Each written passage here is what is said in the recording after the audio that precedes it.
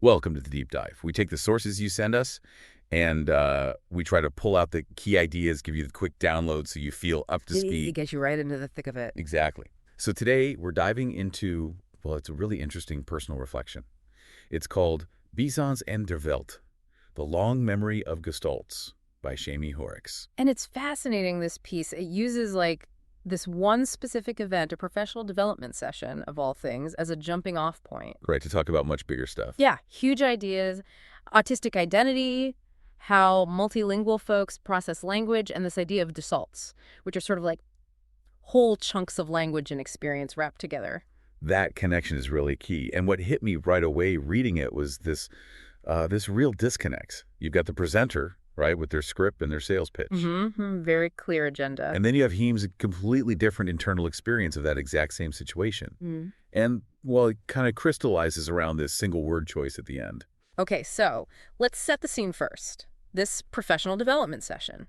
James' description is, wow, it's vivid. They call it a cheery trap. A cheery trap. I love that. You can picture it, can't you?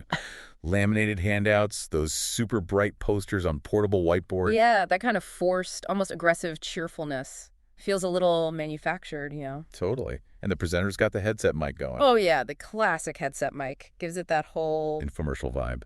Exactly. And the focus was selling these Kagan strategies, lots of talk about, the usual suspects, engagement, discussion techniques, boosting productivity. You've all sat through something like that, right? Feels familiar. Definitely. And the activities themselves sound like a lot. Forced pair and share, having to shout things out, even specific hand signals everyone had to use. Oh, the hand signals. Yeah. It creates this really relentless pace, and I imagine a ton of pressure to just, perform enthusiasm on cue. And for someone like Jamie, who might already be dealing with sensory stuff or feeling overwhelmed, that sounds, well, exhausting. Utterly draining. And then there's the whole sales pitch woven through it all. Right, it wasn't subtle. QR codes on the slides. Order forms being passed around. And pushing people to buy teacher bundles with their own money. But hey, team up and save on shipping.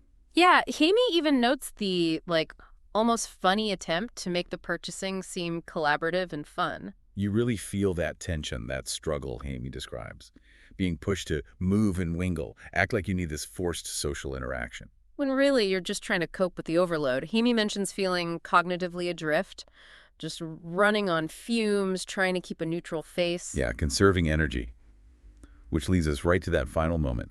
After all that hype and activity, the presenter asks for just one word. One word to describe the experience. You know they're fishing for positive adjectives, right? Something for the brochure. Absolutely. Testimonial fodder. But Heem's response, it just completely derails that. Nützlich. Nützlich. The German word. Yeah, meaning useful. And it just arrives. Jaime describes it as coming out fully formed, complete, not something they hunted for, just there. It felt like the truth of the moment for them. Exactly. Like the shape of a truth you couldn't quite say aloud in polite company. That's such a great line. It really is. And the presenter's reaction? Total confusion. Right. Stumbling over it. Nuts. Oh. Lish. Having to ask what it means. It just stops the whole planned finale cold. Which is fascinating. Yeah. So why that word? Why nützlich? In that specific moment, this is where we get into Gestalt language processing, or GLP. Okay, yeah. So Jaime identifies as autistic, multilingual, and a Gestalt language processor. And for them, language isn't just, individual words you string together based on dictionary meanings. It's more holistic. Exactly. It's about these complete experiential units. Think of them like little packages containing the word, the feeling, the context, maybe even the physical sensation of saying it. So it's not just the definition, it's the rhythm, the mouthfeel, as Yeah. Jaime puts it, the social situation, even the body posture associated with it. All of it. It's bundled together. Jaime says when speaking German, it's not like translating. It's like code switching into full Heidelberger. It taps into that whole lived experience. Wow. And a key point seems to be that retrieving one of these gestalts requires it to feel right emotionally in the moment. Yes, that emotional resonance is critical. It has to match the feeling of the situation to be accessible. Okay, so back to nützlich. At the PD session, why did that feel right? If it just means useful, that sounds okay, maybe a bit bland, but... But the context is everything. For Jaime, in that situation, nützlich wasn't praise at all. It was more like a concluding action. Like checking a box. Sort of. Right. Efficient, maybe even a bit dismissive. Jaime felt it carried the sense of, you did the job, that'll do. It acknowledges function, but lacks any warmth or genuine appreciation. Okay, I see. It connects back to that feeling Jaime had being treated like a consumer, a data point, not really a person participating. Precisely. So nützlich becomes this incredibly concise, layered way to reflect that feeling back.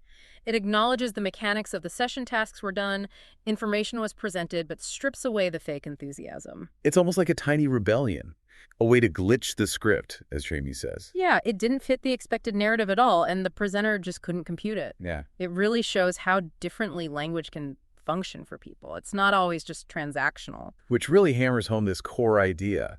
For Jaime, choosing a word isn't like picking from a list. It's like accessing an archive. A layered, multidimensional Yeah. archive, yeah. Each word, each phrase, potentially linked to a whole network of memories and feelings. And this ties into the multilingual aspect so strongly. Jaime talks about learning German in Heidelberg back in the early 90s. Right, and it wasn't just classroom learning. The language was absorbed, lived. It was close to the surface, picked up socially, emotional, sensorially. The examples given are really illustrative. Phrases like, ich bin am Ende, I am at the end, or ich hab keine Lust, I have no desire, or no will. Yeah, Jaime points out these have a deep bodily resonance. That something like the common English phrase, I have no spoons, while useful, just doesn't capture in the same way for them. Those German phrases are Gestalts, tied to specific feelings. And there's also this poignant part about that fluency fading over time from lack of use. Described like trying to play an old cassette. The connection is still there, but it's maybe a bit faded, harder to access clearly. That emotional link is key to retrieval. So when nützlich just popped up unbidden, it was this mix of feelings, right? A bittersweet joy. Exactly, a sign that the language and all of the experiences tied to it are still alive inside, even if not always easy to reach. This whole concept makes words feel so much more loaded, like time capsules, as Jaime puts it. Yeah, that's a great way to think about it. Each phrase isn't abstract. It's tied to its first use, its emotional context. It carries its history with it. The anecdote about tschüss und is hilarious, but also really insightful. Oh, right. Thinking it meant a cheerful goodbye but accidentally saying something that sounded more like, and good riddance. And then it leads to an unexpected friendship. But it's such a clear example of how tone and context are baked into the gestalt. Definitely. And also the example of trying to decipher bless her heart in Texas. Ah, yes, the classic Southern phrase. Jaime figures it out by finding the German phrase that felt emotionally similar, schön, which is kind of like a resigned, slightly pitying, lovely. It shows understanding isn't always direct translation. It's about finding that matching emotional note. It's about the cultural nuance carried within the language, even learning those Québécois French sacres, the swear words. From a border agent, it shows how language is picked up in real situations tied to people and places, not just textbooks. It's flexible, it's alive. So true. My gestalts are albums, not dictionaries. That really sums it up beautifully. They contain moments. They really do. Which brings us to the title, Bis ans Ende der Welt, to the ends of the earth. It feels like it captures that sense of distance. Yeah, Jaime talks about mourning the drift, that feeling of the German language becoming less accessible further away. And connects it back to why German was chosen in the first place. It wasn't just random. It was a conscious choice, a form of rebellion and curiosity. Stemming from that awful childhood memory, right? Hearing that racist comment. Yes, the phrase about hiding the silverware when Mexican guests arrived. Helmut, versteck das Silberbesteck, die mexikanischen Jungs sind da. And Jaime describes processing it not just word by word, but through its shape and texture, the gestalt of it, and the gut punch of understanding its prejudice. It's incredibly powerful. And then Jaime's later response, using German back. Schon gut, gnädige Frau, ich bin Schotte. Sie sollten lieber Ihren Whisky verstecken. It's all right, madam, I'm Scottish. You'd best hide your whiskey. Just brilliant. Using the language to turn the tables, reclaim some power, shows the real force language can have. It ties it all together. These gestalts, these phrases, they aren't just communication tools. They're memories, they're feelings. They're places, moments, even friends, as James says. They stay with you. So, reflecting back on the whole PD session incident. Yeah, Jaime makes it clear the point wasn't to be difficult or disruptive with nützlich. No, it sounds like it was just an honest response from someone feeling completely overwhelmed and disconnected from the whole performative aspect of it. Trying to offer something true in that moment, nützlich, was that single syllable of truth that didn't play along. It didn't fit the script. It wasn't usable for their marketing, but it was authentic. And maybe Jamie suggests that little moment of non-alignment, that glitch, was actually the most real thing that happened in the whole session. It really puts it into perspective. Jamie frames it as simply being true to their experience as someone autistic, a GLP with finite energy, valuing honesty. Nützlich wasn't rude, it was just true. So the big takeaway here, I think, for everyone listening, is just the sheer richness and complexity hiding within language, especially perhaps for Gestalt processors and multilingual people. Yeah, words aren't just labels on things. They can carry entire histories, personal and cultural, packed inside them. And maybe understanding that people experience and use language so differently can help us all communicate a bit better, appreciate those different perspectives more. Definitely. Which leads us to a final thought for you, the listener, to maybe chew on. Think about a word or even just a short phrase in any language you know that has a really strong personal connection for you. What's tied to it?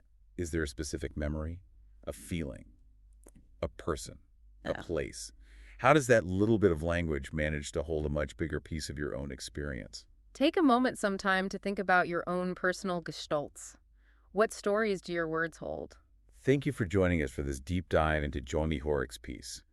Really fascinating stuff to think about.